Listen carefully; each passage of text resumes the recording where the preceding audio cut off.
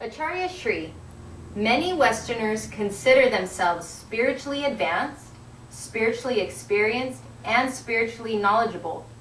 These spiritualists consider themselves healers, spiritual teachers, and claim that they have reached higher states of consciousness.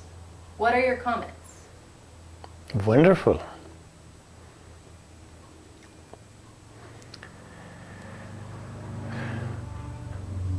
Westerners have habits to cling with Indian culture. And they think India is an advanced country for spirituality. They go back and forth. And they think they are learning. They're becoming spiritually advanced. India used to be spiritually advanced when it was right time, when Buddha was traveling, when Mahavira was here. Even after them, after 1200 years almost, India was really spiritually advanced. And all these students are truth seekers. They used to get all the glimpses of truth, and for them it was real. But after that, it is beginning to fall down. But the name was very good. So still Westerners, they don't have the idea of spirituality, so they go seek spirituality to India or other country, Asian countries. Spiritually advanced people are totally different. Whatever you see, Westerners have that habit. They want to achieve things right away. They don't wait. And there is no certain courses for spiritually advanced.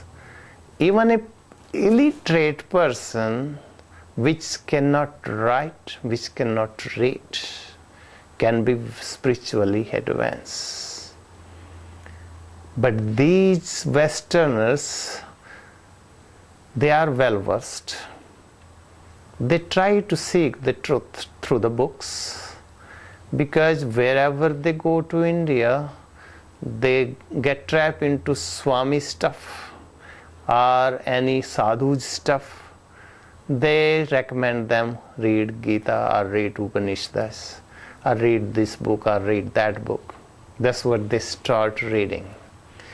Even they say repeat every day Gita. If you will repeat every day one chapter, you are going to go to heaven. That's what they get trapped into it. And they start memorizing books. These memorization doesn't make them a special person. Is a computer better than those people? Professors, they can repeat better words than those spiritual advanced people. What is their significance? They heard that Indian yogi can walk on the water. And they want to see those miracles. And somehow they imagine that somebody is walking on the water. But reality is totally different. No one can walk on the water. If boat is available, why not to give $1 and cross the river? So if someone achieve that quality to walk on the water, spending whole of his life or her life, what is the significance? You can cross the river. Just for $1 you worked hard for whole of your life. That's what they consider. They are spiritually advanced. But let me tell you the truth.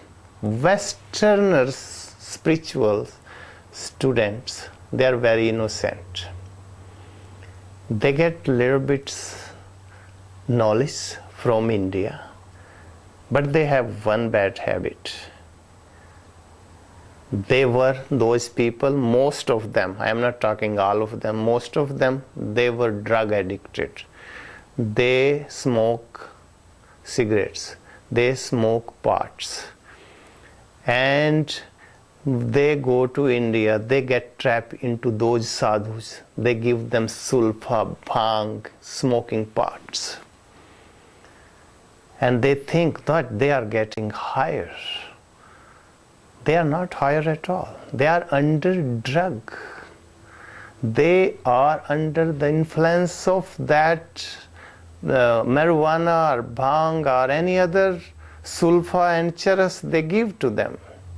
And they think they are seeing. They are fully in hallucination. They can see things. They can see the colors. It doesn't make them spiritually advanced. Spiritually advanced people will drop all this idea. They will not take any alcohol. They will not take any drugs. They will not take any kind of charas, bhanga, sulfa or marijuana. They will be healthy first. And healthy body is healthy mind. And healthy mind is healthy spirit. That's what they need to learn. And be vegetarian, first step. So this way, if they are on the right track, they can become spiritual advanced because they have qualities. They are not fully illiterate. They can understand logically. They can understand psychologically. They can understand scientifically. But the real teacher, they need a real teacher. Unfortunately, they don't find real teacher. They find fake sadhus. They find fake teachers. And they get trapped into it. And they have money. So they can buy there. It is easily available. So those people, they have tendency, they have little meditation, glimpses in the meditation, or they are practicing because it is totally different than Western method. So they get attracted to it. And after that, when they come back, they again go to the drug. They go back and forth, back and forth. Those people consider themselves spiritually advanced because now they have two tastes. One is by drug, hallucination, and one is strong drug in India. That is more hallucination. They are far away from spirituality. They are not advanced at all. How they can be healer? The person who takes drug cannot heal the other person. Mahatma Gandhi, somebody went to take the one grandson, that Bapu, she said that he eats a lot of candies. Can you give him a vow that he never will eat? Bapu said that come after 2 days.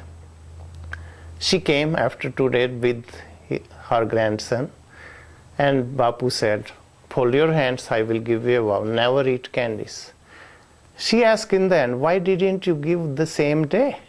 I have to go far away. There is no vehicle, no car.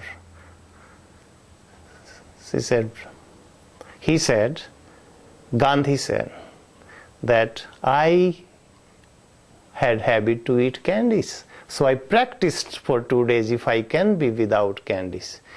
That person has authority to give a vow to someone. So that if the teacher who are in the drug, they cannot teach them meditation, they cannot teach them healing, they cannot teach anything. They cannot be Western people who got trapped into it, they cannot be healer, they cannot be spiritual teacher. Yes, they can be a professor. I have no doubt about it. They can be a professor. They can repeat books. They can memorize the whole book and repeat it and claim it. But that claiming doesn't make them real spiritually advanced. They have to come to the true path. They have to seek the true path. And true path is taught by a true teacher.